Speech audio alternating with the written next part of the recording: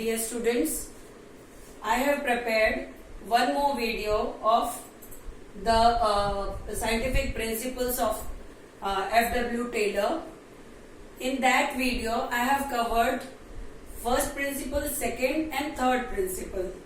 But as the video was too long, so that's why I am making another video where I am explaining this third principle and fourth principle of F.W. Taylor.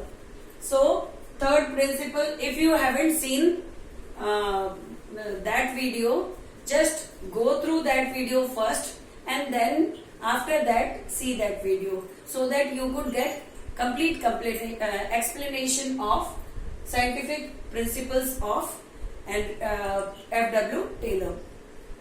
So the third principle is cooperation, not individualism.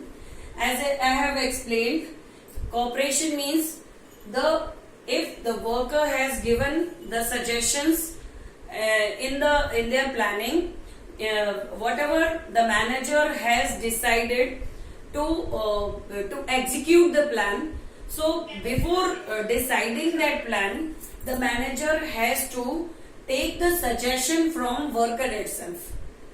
Let them give their own targets as per the average potentiality of an individual who is efficient can perform the work in how much time. So that target should be fixed by the worker itself. If you are taking the suggestion and in the meanwhile the manager is also there to observe how much time, or he will revise it again how much time the work is required, how much time is required to complete the work. So accordingly the presumption should also be there, or the target should also be there in the mind of manager itself. But for the sake of suggestion, he has to consult with the workers also कि they'll decide their own targets. So if they'll give the suggestion, so according to that they'll filter it out and try and give the actual target to the workers with little bit of modification. In that way, what happened then? In that way, the worker feel that this is the task or the targets that is decided by the worker themselves, and definitely if they have committed something that they will finish the target, that much of target within a specified time to their manager, so definitely he or she should do their level best to complete their target within time. So that's why it will increase the cooperation of workers with manager.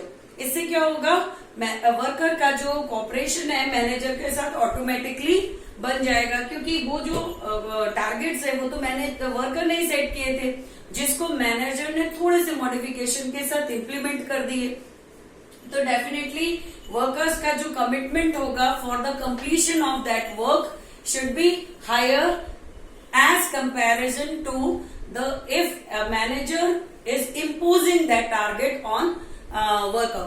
अगर manager उसी task को impose करता उन पे without consulting, तो वहां with the worker, then definitely the achievement और the completion of target should not be that as per the expectation. उतना नहीं होता जितना कि अब होगा जब मैनेजर उनसे वर्कर से कंसल्ट करने के बाद टारगेट्स डिसाइड करेगा. सो यहाँ पे क्या हो जाता है, सेंस ऑफ इंडिविजुअलिटी, डेडिकेशन, ये सारा बढ़ जाता है.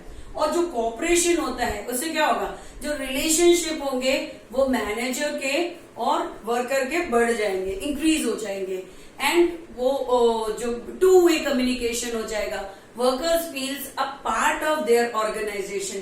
They'll work as a team. ये जो साइकोलॉजी है ये डेवलप होगी और जिससे कि कॉपरेशन जो है वो बढ़ जाएगा इंस्टेड ऑफ इंडिविजुअलिज्म. कि मतलब जो मैनेजर था, अगर वो किसी टास्क को इम्पोज करता और वो कहता है कि नहीं, I am senior, that's why the subordinate should follow this और the worker should follow this. तो ये क्या होता है कि एक इट इज लाइक इंडिविजुअलिज्म, जहां पे हम केवल अपना ही अपना सोचते हैं। लेकिन यहाँ पे क्या है, वर्कर्स में ये सेंस डेवलप होता है कि मैनेजर और द कंपनी और organisation is we are also the part of organisation और company is also thinking about ourself. हमारे लिए कंपनी भी सोचती है। और इस बिहेवियर से क्या होगा, कॉपरेशन इंक्रीज होगा, दोनों के बीच में जो गैप्स होंगे वो कम हो जाएंगे और उसका इफेक्ट क्या होगा, प्रोडक्टिविटी इंक्रीज होगी। So okay, I hope you have understood that it is only the third principle is the extension of second principle. Okay, the harmonious and not discard, it is the extension of that, कि whenever we are doing this, definitely the relationship will be good. Okay, now the next fourth principle of F.W.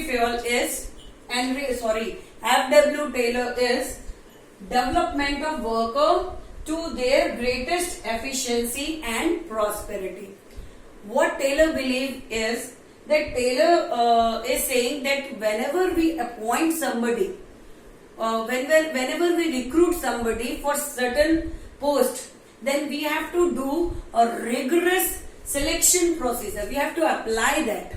हमको क्या करना चाहिए, बहुत अच्छे से filtration करना चाहिए. Selection is a kind of filtration where we can judge the potential physical, mental ability or behavioral ability of an individual, and according to, after the filtration of all those things, we will be able to select that person.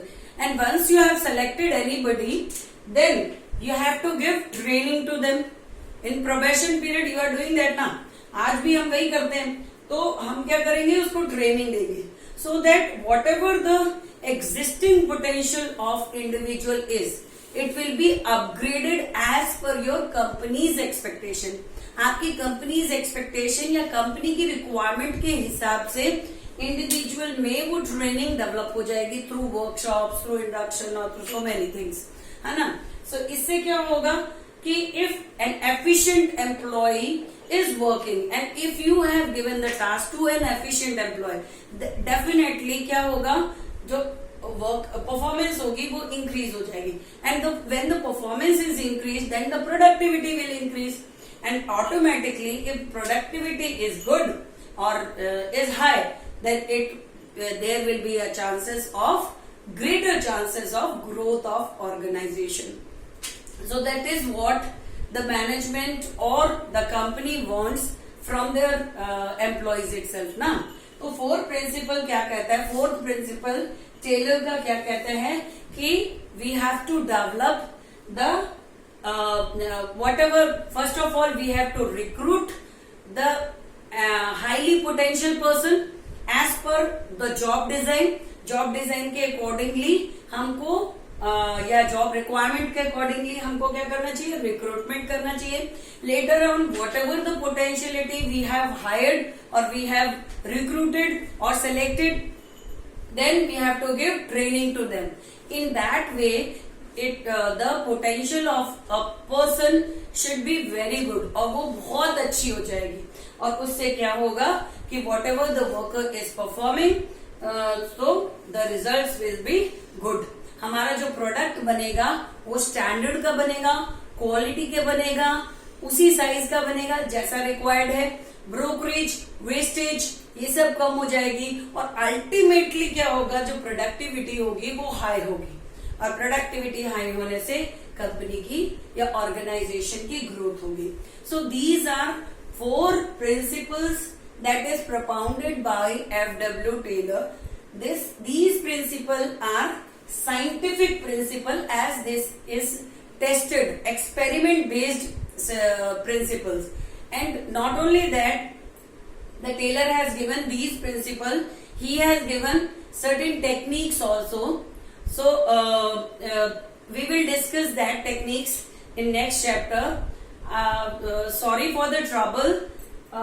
the video earlier that I was making for the scientific principles of management of FW Taylor, that was too long. That's why I have made it in two parts, the first one and the second one. If you want a thorough explanation of this, then you first see the first part and then see the next part.